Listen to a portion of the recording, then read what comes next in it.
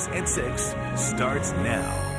Good evening and thank you for joining us on LEX 18 News at 6. I'm Evan Gorman. Many of us have had that moment when we look down at our phones and have accidentally called somebody, but this was a pocket dial that was answered by police. This right here is part of the original school, but only a few feet away is a separate building with a ton of fire damage throughout. However, this sign posted says ballot selfies only allowed in the voting booth. Dozens of people are out here protesting over many matters, including possibly losing their health insurance. Rupp Arena is a packed house. You can feel the energy in here today. One area you definitely want to check is the tread on your tires. This is a tool that mechanics use to measure how much is left, and as you can see by taking a look at this tire still has quite a few miles left to go. The man's body was recovered around 9:15 this morning. The Madison County coroner strongly believes this man could be Fred Warner. His golden alert was issued 1 month ago today. A majority of Tunnel Ridge Road is blocked right now. As you can see, smoke still rising out of these woods. Right now, firefighters are using a drop tank at the bottom of this driveway to push water up the hill and onto this house. And no gloves for Katie, but that makes one of us. We are continuing to track the system, and we'll have another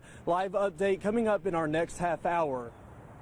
22-year-old Jonathan Eaton tells me he was in disbelief when he walked outside of his dad's house Saturday night and realized his 1999 black Toyota Camry had been stolen. Right over there on the corner of the lot. Eaton says he called police and filed a report. Around 11:20 last night, officers tried to pull over the stolen Camry on Mount Tabor Road near Richmond Road, but the driver sped away. Shortly after, another officer spotted the Camry driving the wrong way down the outer loop of New Circle towards Tate's Creek. At first I was like, there's a 1 in a million chance that it's mine, and then got to looking and it was definitely my car. Investigators say the Camry hit a pickup truck and then was hit by another car. 5 people were hurt, including the driver and 2 passengers in the Camry, plus those in other vehicles. 18-year-old Tabitha Busby of Lexington, who was in the Camry, later died. Yeah, I'm kind of shook. Lexington police have charged the driver of the Camry, a 16-year-old boy, with murder, assault second degree, and receiving stolen property. Eaton says his keys, wallet, and work supplies were left in the car,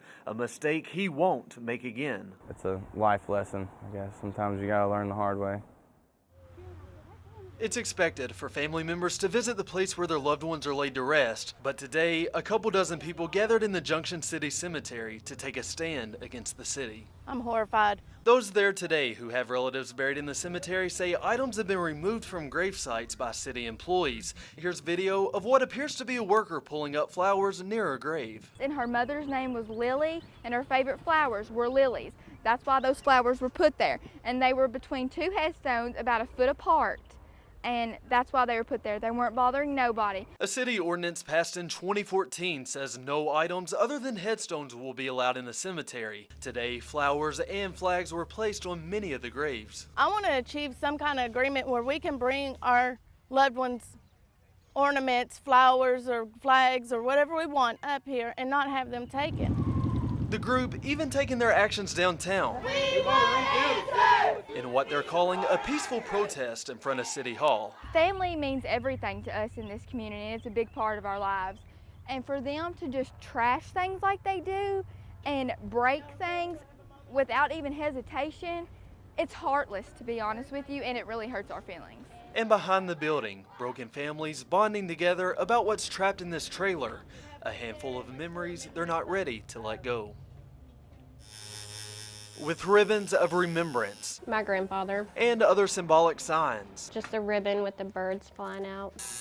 Made in memory of family and friends who have had cancer. I just thought that it was appropriate for him. More than 100 people signed up immediately for the ink. A $30 donation gets the tattoo. So I'm gonna go ahead and start coloring now. Stephen Vickers is one of the volunteers. Not really doing anything different than what I would normally have to do, you know? Right. But today, he had to do more of it.